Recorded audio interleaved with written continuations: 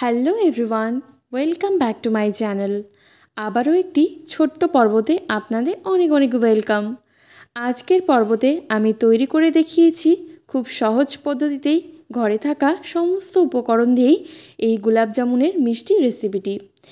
একদম পারফেক্ট দোকানের মতোই নরম তুলতুলে এই গোলাপ জামুন রেসিপি আজকে তৈরি করে শেয়ার করেছি ভীষণই সহজ পদ্ধতিতেই।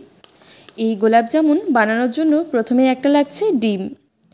ডিমের মধ্যে দিয়ে দিচ্ছি 2 চামচ পরিমাণে চিনি এবং 2 চামচ পরিমাণে জল। ডিমের সাথে সব কিছু এবার ভালো করে একটু মিশিয়ে নিচ্ছি। খুব ভালো করে ডিমটাকে এখানে ফেটিয়ে নিয়েছি। তারপর এই দিকে নিয়েছি একটা 10 টাকা দামের গুঁড়ো দুধের প্যাকেট। এইখানে টোটাল 3 প্যাকেট গুঁড়ো দুধ নিয়েছি। এইদিকে 3 চামচ পরিমাণে ময়দা নিয়েছি আর 1 চামচ পরিমাণে বেকিং পাউডার নিয়েছি। এখানে গাওয়া ঘি 1.5 চামচ পরিমাণে। ঘি দিয়ে এবার সব কিছুকে ভালো করে হালকা হাতে ময়াম করে নিচ্ছি।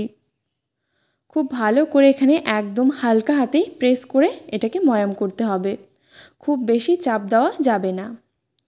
তারপর খুব ভালো করে যখন ময়াম হয়ে যাবে তখন ডিমের যে মিশ্রণটি তৈরি করে রেখেছিলাম সেটি অল্প দিয়ে ভালো করে মিশিয়ে নিচ্ছি।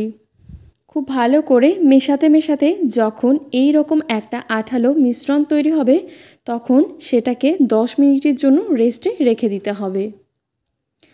10 মিনিটের জন্য এটাকে রেস্টে রেখে দিচ্ছি। অন্যদিকে মিষ্টি শিরাটি তৈরি করে নিচ্ছি। তার জন্য 1 বাটি চিনি নিয়েছি এবং সেই বাটি পরিমাণে 2 বাটি জল নিয়েছি আর কয়েকটি নিয়েছি এলাচ দিয়ে দিয়েছি। এবার সামান্য অল্প একটু কেশর দিয়ে দিচ্ছি। খুব ভালো করে এখানে নাড়াচাড়া করে নিয়েছি। যেহেতু এটা গোলাপ জামুন সেক্ষেত্রে গোলাপের যদি একটু ফ্লেভার থাকে তাহলে কিন্তু খেতে আরও বেশি ভালো লাগবে। তাই এখানে দিয়ে নিয়েছি 1 চামচ পরিমাণে গোলাপ জল। আবারও ভালো করে নাড়াচাড়া করে এবার নামানোর আগে সামান্য একটু লেবু রস দিয়ে এটাকে সাইডে রেখে দিচ্ছি। এই দিকে 10 মিনিট পর এই মিশ্রণটিকে এবার হাতের মধ্যে গোল গোল করে নিচ্ছি। তার আগে সামান্য একটু ঘি মেখে নিয়েছি হাতে। এবার গোল গোল করে নিয়ে এই রকম করে বল তৈরি করে নিচ্ছি। একইভাবে করে এই বলগুলো এইভাবে করে তৈরি করে নিচ্ছি। সবগুলো বল এইভাবে করে আমি তৈরি করে নিয়েছি। এইবার এগুলোকে ভেজে নিচ্ছি। ফ্লেমটাকে একদম মিডিয়ামে রেখে এই মিষ্টির বলগুলোকে দিয়ে দিচ্ছি। একদম লো ফ্লেমে এই মিষ্টিগুলোকে ভেজে নিতে হবে। খুব ভালো করে মিষ্টিগুলোকে এপিট ওপিট করে লাল লাল করে ভেজে নিচ্ছি। অনবরত এই মিষ্টিগুলোকে নাড়াচাড়া করতে লাগবে, তা না হলে কিন্তু এক সাইড থেকে পুড়ে যেতে পারে। ঠিক আমি এই রকম লাল লাল করে মিষ্টিগুলোকে ভেজে নিয়েছি। এবার এগুলোকে তুলে নিচ্ছি। মিষ্টিগুলো কিন্তু সবগুলোই ভাজা হয়ে গেছে। এবার এই মিষ্টিগুলোকে চিনির শিরার মধ্যে দিয়ে দিচ্ছি। এই ভাজা মিষ্টিগুলোকে এবার হাই ফ্লেমে চিনির শিরার মধ্যে একদম ঘড়ি ধরে 15 মিনিট জাল করে নিতে হবে। আর এটাকে অবশ্যই আপনারা চাপা দিয়েই জাল করে নেবেন। প্রায় 15 মিনিট পর চাপা খুলেছি এবং আপনারা দেখতেই পাচ্ছেন যে মিষ্টিগুলো কতটা বেশি আগের থেকে ফুলে টইটম্বু হয়ে গেছে। কড়াইয়ের একটা সাইড ধরে এবার মিষ্টিগুলোকে একটু নাড়িয়ে নিচ্ছি। এইবার চাপা দিয়ে মিষ্টিগুলোকে কিন্তু রেস্টে রেখে দিতে হবে। 5 থেকে 6 ঘন্টা পর মিষ্টিগুলোকে কিন্তু তুলে নিয়ে এসেছি।